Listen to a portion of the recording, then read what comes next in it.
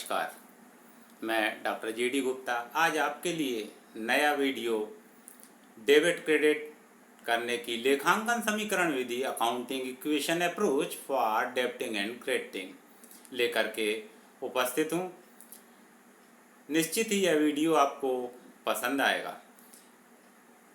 इसके पहले का वीडियो जो मैंने परंपरागत विधि से जो ट्रेडिशनल अप्रोच है उसके द्वारा डेबिट क्रेडिट करने के रूल्स बताए थे। यदि हो सकता है कभी उन रूल्स के आधार पर आपको डेबिट क्रेडिट करने में कोई कठिनाई जाती हो तो आप इक्वेशन अप्रोच मेथड को यूज़ करें। यह अत्यंत सरल विधि है। आइए आज हम इस मेथड पर चर्चा करते हैं।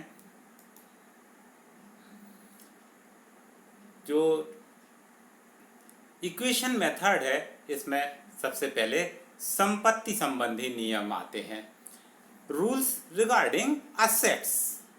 तो असेट्स क्या होती हैं हमारी, जैसे यहाँ पर मैंने इस चित्र में आपको दिखाया हुआ है। मोटर कार है, ट्रक्स हैं, बिल्डिंग्स हैं, कंप्यूटर्स हैं, मशीनरी है, कैश है हमारे पास। यदि शिप्स हैं, लाइव स्टॉक हो सकता है हमारे पास, अगर दूध डेयरीज वगैरह हैं ये तो वहाँ पर कैटल्स हैं जो हमारे, वो हमारे लिए क्या होंगे, असेट्स होंगे। तो असेट्स के लिए जो रूल है यहाँ वो थोड़ा सा यहाँ हम समझ लें। क्या कहा है, इंक्रीज, ये एरो दिखाता है, इंक्रीज डेबिट्स और डिक्रीज क्रेडिट। यदि संपत्तियों में वृद्धि हो रही है तो उन्हें डेबिट कीजिए, और यदि संपत्तियां कम हो रही हैं तो उनके लिए आपको क्या करना है, क्रेडिट करना है। तो याद रखिए, अगर वृद्धि हो रही डेबिट और कमी हो रही तो क्रेडिट। आइए इसको हम एक उदाहरण के द्वारा समझते हैं। देखिए यहाँ मैंने एक आपके लिए इलस्ट्रेशन दिया हुआ है जहाँ पर ट्रांजैक्शन क्या हुआ, 10,000 रुपये का फर्नीचर खरीदा। फर्नीचर जो परचेज ₹10,000, फर्नीचर परचेज ₹10,000, ये हमारा क्या है, एक ट्रांजैक्शन है। इस ट्रांजैक्शन में क्या इंटरप्रिटेशन हमें मिलता है एनालिसिस करने पर, फर्नीचर में वृद्धि व व्यापार में नकदी गई, माने इससे हमारा फर्नीचर बढ़ गया पर हमारे पास से नकदी चली गई। अच्छा, increase in furniture and decrease in cash. हमारे अफेक्टेड अकाउंट्स क्या होंगे, फर्नीचर अर्थात कौन सा अकाउंट होगा, असेट्स का अकाउंट, और नकदी भी हमारी क्या होगी, असेट्स का अकाउंट होगी। Furniture assets account and cash also assets account. तो ये यहाँ संपत्तियों के अकाउंट हमारे दोनों हैं। तो संपत्तियों में कैसा है, फर्नीचर हमारे पास आ रहा है अर्थात हमारे पास वृद्धि हो रही है। वृद्धि हो रही है तो डेबिट, और जो संपत्ति कैश जा रही है तो घट रहा है तो उसके लिए क्या दिया, credit. Increase assets debit, decrease in asset credit. So journal entry is furniture account debit to cash account. Furniture खाता विकलित, रोकड़ खाता समाकलित हो जाएगा। और ये हमारी संपत्ति के बढ़ने और घटने के आधार पर हमने क्या बना दी, एंट्री बना दी। आइए दूसरा उदाहरण देखते हैं। दायित्व एवं संपत्ति संबंधी, ये दायित्व संबंधी नियम। Rules regarding liabilities.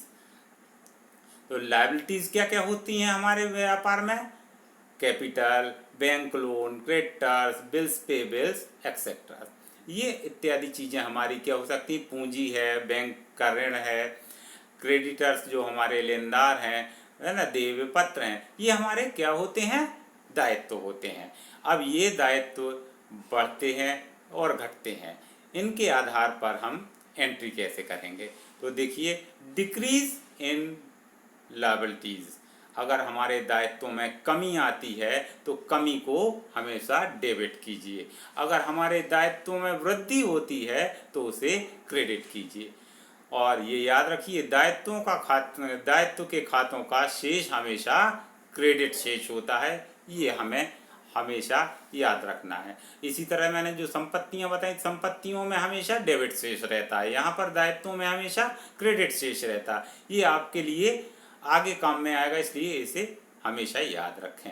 आइए इसके आधार पर हम एंट्री करते हैं। कैसे एंट्रीज होगी? एक हमने ट्रांजेक्शन लिया ₹1,00,000, है ना, 1,00,000 रुपए का ऋण अनूप से लिया।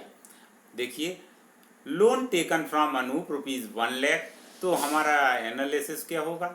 व्यापार में नकदी बढ़ी व व्यापार में अनूप का ऋण भी बढ़ गया।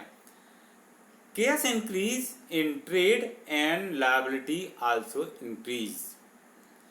तो हमारे खाते अकाउंट जो अफेक्टेड होंगे वो अकाउंट क्या क्या होंगे? नकदी और ऋण। नकदी क्या है? एक संपत्ति का खाता है, और ऋण क्या है? एक दायित्व का खाता है ना। Cash is asset account and loan is liability account. तो अब यहाँ पर हमारा रूल क्या है? अगर संपत्ति है और संपत्ति हमारी क्या हो रही है? इंक्रीज हो रही है, तो संपत्ति के बढ़ने पर उसे क्या किया जाएगा? डेबिट किया जाएगा। तो देखिए संपत्ति को हम डेबिट करेंगे, रोकड़ को, और क्रेडिट किसको? दायित्वों में वृद्धि को हमें क्रेडिट करना है। तो increase in asset debit and increase in liabilities credit. तो यहाँ हमारा ये नियम हुआ, और इस नियम के आधार पर हमारे पास रोकड़ बढ़ गई, तो कैश अकाउंट या रोकड़ खाता विकलित, अनूप का ऋण खाता समाकलित। Cash account debit to Anoop's loan account entry pass हो जाएगी। देखिए कितना आराम से आपको आसानी से इंक्रीज और डिक्रीज याद रखना बस। अब आता है पूंजी संबंधी नियम, रूल्स रिगार्डिंग कैपिटल। कैपिटल का क्या है? पूंजी व्यापारी के द्वारा लगाया गया धन है ना। तो यहाँ पर हम धन को देख रहे हैं। कैपिटल व्यापारी व्यापार में लगा देता है, उसे हम क्या कहते हैं? पूंजी कहते हैं। अब यहाँ देखिए अगर डिक्रीज हो रहा है तो डेबिट कीजिए, और अगर व्यापार में कैपिटल इंक्रीज हो रही है तो क्रेडिट कीजिए। और ये भी ध्यान रखिए, capital accounts always credit balance. तो पूंजी खाते का हमेशा समाकलन आधिक्य होगा, ये याद रखिए कि क्रेडिट बैलेंस दिखाएगी। आइए इसका एक उदाहरण देखते हैं। 10 लाख रुपए से व्यापार आरंभ किया, बिजनेस स्टार्टेड विथ कैश ₹10,00,000। अब इसका एनालिसिस करते हैं। तो क्या हुआ इस ट्रांजैक्शन से? व्यापार को नकदी प्राप्त हुआ, स्वामी ने रोकड़ व्यापार में लगाई। Cash received in trade and owner invested cash in trade. Okay, तो अफेक्टेड अकाउंट्स क्या क्या होंगे? नकदी अर्थात संपत्ति का खाता, पूंजी खाता अर्थात liabilities. Cash account asset account कहलाएगा, और कैपिटल अकाउंट जो है कैपिटल अकाउंट लायबिलिटी है। तो लायबिलिटी क्या हो रही है हमारे पास? पूंजी बढ़ रही है, और यहाँ संपत्ति में भी क्या हो रही है? वृद्धि। तो संपत्ति की वृद्धि को हमें क्या करना है? डेबिट करना है, और पूंजी की वृद्धि को क्रेडिट करना है। तो हमारे पास क्या होगा? Debit increase in asset, credit capital increase. So general entry क्या होगी? रोकड़ खाता विकलन, पूंजी खाता समाकलित। Cash account debit to capital account. देखिए कितने आराम से, आसानी से ये एंट्री इंक्रीज और डिक्रीज होने पर हमारे सामने आ जाती। आइए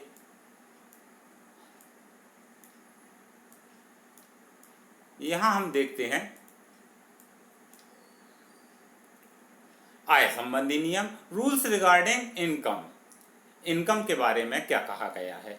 इनकम अगर इंक्रीज हो रही है, ट्रेड में इनकम इंक्रीज हो रही है, एरो दिखाता है, तो हमें क्या करना चाहिए? क्रेडिट करना चाहिए। और याद रखिए जब इनकम होगी, इनकम में क्या आएगी? हमारे पास कैश आएगी। तो कैश हमारे पास असेट है और असेट जब बढ़ती है, इंक्रीज होती है तो डेबिट होती है। तो हमेशा इनकम जब भी होगी तो इनकम को हमें क्रेडिट करना। और याद रखिए, income accounts always credit balance. Income account का बैलेंस हमेशा क्रेडिट बैलेंस ही बताएगा। आइए इसका एक उदाहरण देखते हैं। 10,000 रुपये ब्याज प्राप्त हुआ, इंटरेस्ट रिसीव ₹10,000। व्यापार में क्या होगा, इसमें नकदी प्राप्त होगी, आय में वृद्धि हो जाएगी। Cash increase in trade and income also increase. तो नकदी क्या है हमारी, असेट, संपत्ति है, और ब्याज क्या है हमारी, आय। कैश को क्या कहेंगे, asset, and interest is income. तो अब इस पर हमारा रूल क्या कहेगा, असेट इंक्रीज हो रही तो डेबिट, असेट इंक्रीज हुई डेबिट, और जब हमारी इनकम इंक्रीज होती है तो हमें क्रेडिट करना है। Income debit income in asset, है ना, increase in asset. If our asset increase so debit and credit increase in income. तब हमारी एंट्री होगी रोकड़ खाता विकलित, ब्याज खाता समकलित, cash account debit to interest account. इस तरह से हम एंट्री पास कर देंगे।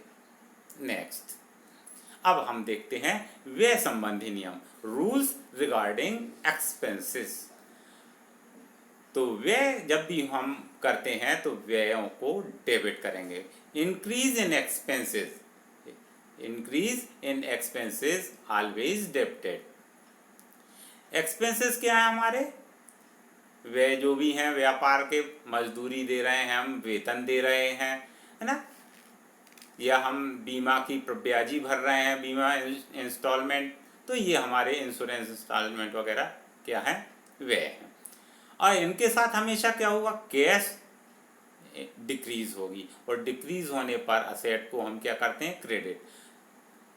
अब हम ये भी ध्यान रखें, एक्सपेंसेस अकाउंट है ऑलवेज डेबिट बैलेंस, इनका बैलेंस हमेशा डेबिट बैलेंस मिलेगा। आइए एक हम उदाहरण लेकर के इसको देखते हैं। 30,000 रुपये वेतन चुकाया, सैलरी पेड ₹30,000। यहाँ हमारा एनालिसिस जो है, विश्लेषण क्या बतलाता है, वेतन से हमारा व्यापार का खर्च बढ़ गया और हमारे व्यापार की नकदी कम हो गई। Salary expenses increase and cash decrease in trade. अब हमारे अफेक्टेड अकाउंट क्या होंगे, वेतन अर्थात खर्च, एक्सपेंसेस, है ना, और नकदी हमारी संपत्ति, संपत्ति कैसी है, दूसरा खाता है। तो ये दोनों खाते हैं, सैलरी अकाउंट एक्सपेंसेस अकाउंट है, कैश अकाउंट असेट अकाउंट कहलाया। अब इसके लिए हमारा रूल क्या कहता है, एक्सपेंसेस अगर इंक्रीज होते हैं तो डेबिट कीजिए। तो डेबिट किया हमने इंक्रीज होने पर वेतन को, और क्रेडिट किए संपत्ति कैसी हो रही, हमारी घट रही है, नीचे की ओर जा रही। तो जब हमारी संपत्ति कम हो रही तो हमने उसको क्रेडिट किया। तो वेतन खाता विकलित और रोकड़ खाता समकलित, है ना, और यहाँ पर होगा salary account debit to cash account. इस तरह से हम हमारी एंट्री पास कर सकेंगे। और मेरे ख्याल से ये वीडियो आपको जर्नल एंट्री करने में अत्यंत सरल लगेगा। और यहाँ एक बात और ध्यान रखें, यदि आपको लगता है कि हम समीकरण विधि से, इक्वेशन मेथड से इंक्रीज डिक्रीज समझ में आ रहा और हम एंट्री करें तो इसके द्वारा भी कर लें। और यदि आपको लगता है कि हम पारंपरिक विधि के द्वारा, ट्रेडिशनल अप्रोच के साथ हम समझ पा रहे हैं तो हम उससे भी एंट्री कर सकते हैं। धन्यवाद दोस्तों, पुनः नए वीडियो के साथ मुलाकात होगी।